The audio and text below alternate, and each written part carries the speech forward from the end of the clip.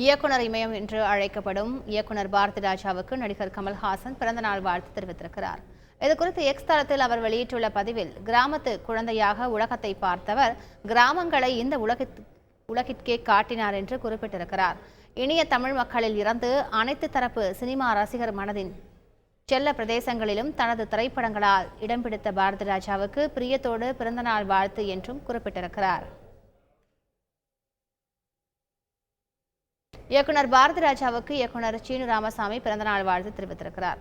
இது தொடர்பாக எக்ஸ் தளத்தில் பதிவிட்டுள்ள சீனு ராமசாமி, இந்த ஏகலைவனை சீடனாக ஏற்று கட்டை விரலுக்கு மோதிர முத்தமிட்டு வாழ்த்திய குரு துரோணாச்சாரியே வாழ்க என்றும், ஆண்டிப்பட்டி சீனிசேவின் சொற்களால் வாழ்த்துகிறேன் என்றும் குறிப்பிட்டிருக்கிறார்.